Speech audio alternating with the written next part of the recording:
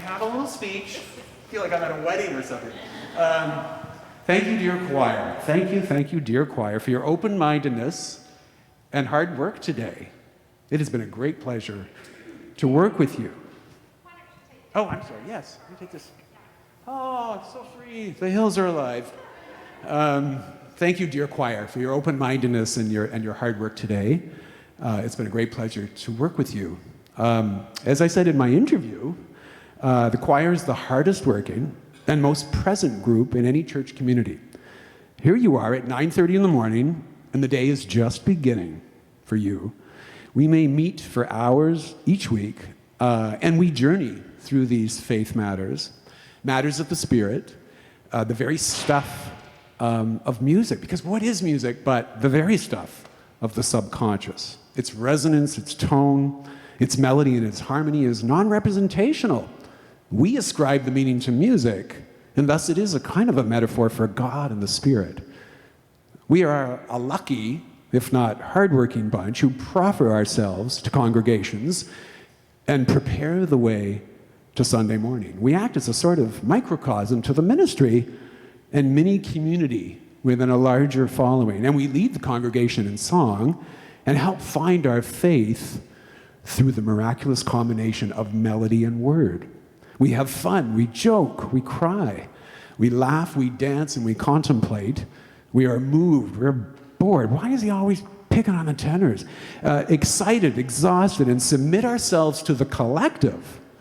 While at times, and with some folks, we relish the chance to shine. I hope he picks me. Whether we are soprano, alto, tenor, or bass, our lungs, minds, hearts, and spirits are engaged in this process, and we enjoy a fellowship that is deep and long-lasting because we are engaged in the doing and in the communing together through the Spirit. You have been blessed with a wonderful and supremely talented music director whose legacy resonates in these very sanctuary walls, and whoever makes it to become the next director of music has some very, very large shoes to fill. But that person is indeed a fortunate soul because he or she has the gift of a foundation, excuse the next joke, a firm and gentle foundation of choral excellence, concerts, recordings, openness to new ideas, talented and faithful choral leads and soloists, and the love and admiration of a loyal congregation. Not the least of which, a pretty cool minister. A minister who's got a film background. How hip is that?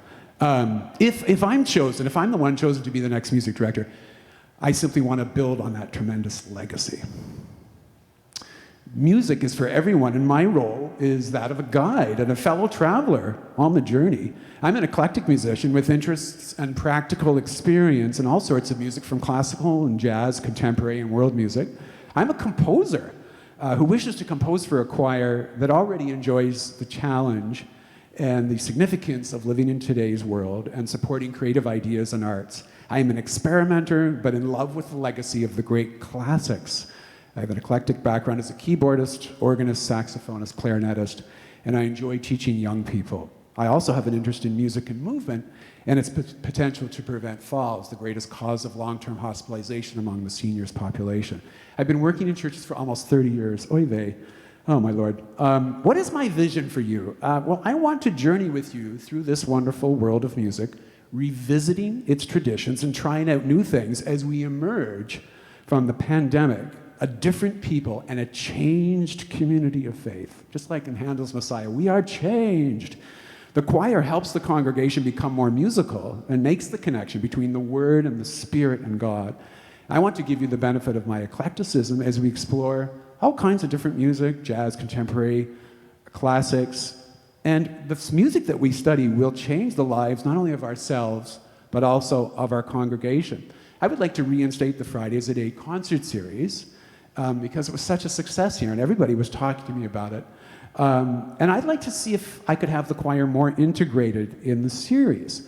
Why couldn't we invite a popular group like Quartetto Gelato? I'm playing in a concert with one of the members this summer, and have us, as a choir, interact with them, singing some Venetian love songs or something like that. We don't have to do the whole program with them, but just to have us be there and communing with these wonderful professional musicians who are outside of our milieu.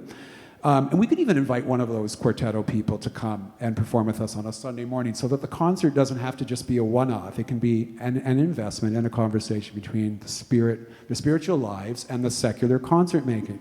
This is going to achieve a greater sense of occasion, and it's going to just augment our sense of Christian mission through worship.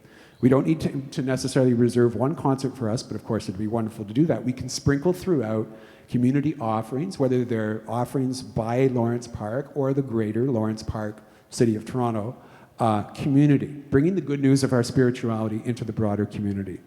I want the healing gift of music across the street to the folks at Sunnybrook, perhaps in some programs here, if the front porch, for example, is reinstated into local schools like Lawrence Park Collegiate, where I've done work, and just, being part of the conversation between the growing divide between the haves and the have-nots in our city. We need to dare boldly sing the great choral works by the masters, prepared and assisted by our wonderful soloists. And speaking of the soloists, aren't we blessed here to have Kimberly, Michelle, Joshua, Hubert, and Paul?